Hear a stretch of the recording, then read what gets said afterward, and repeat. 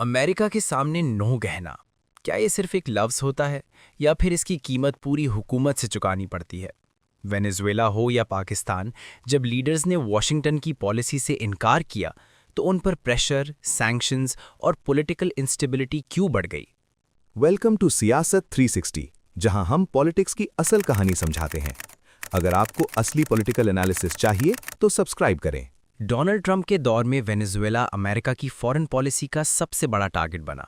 US ने president Nicolas Maduro की government को इलेजिटिमेट करार दिया, हेवी इकोनॉमिक सैंक्शंस लगाए और ओपनली ऑपोजिशन लीडर हुआन ग्वाइडो को सपोर्ट किया।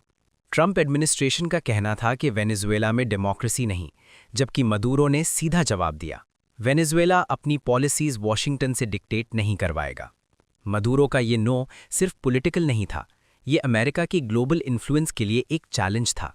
इस इनकार के बाद अमेरिका ने वेनेजुएला पर सिर्फ सैंक्शंस ही नहीं लगाए, बल्कि डायरेक्ट लीगल और फाइनेंशियल एक्शन भी लिया। यूनाइटेड स्टेट्स ने प्रेसिडेंट निकोलस मदुरो पर नार्को टेररिज्म के क्रिमिनल चार्जेस फाइल किए, वेनेजुएला पे अटैक किया और प्रेसिडेंट मदुरो और उनकी वाइफ को अरेस्ट कर लिया गया और उनके करीबी एसोसिएट्स और रिलेटिव्स को भी अरेस्ट करके अमेरिका ट्रांसफ़र किया। वेनेजुएला के state assets including oil revenues freeze कर दिए गए और इंटरनेशनल बैंकिंग सिस्टम से कट ऑफ कर दिया गया। अब बात पाकिस्तान की। Former prime minister Imran Khan ने पब्लिकली कहा, एब्सोल्युटली नॉट, जब अमेरिका ने अफगान कॉन्फ्लिक्ट के लिए मिलिट्री बेसिस का सवाल उठाया।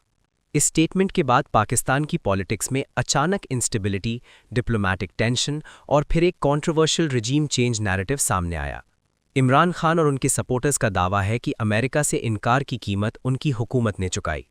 अमेरिका इस बात की वजाहत करता रहा कि ये पाकिस्तान का इंटरनल पॉलिटिकल प्रोसेस था।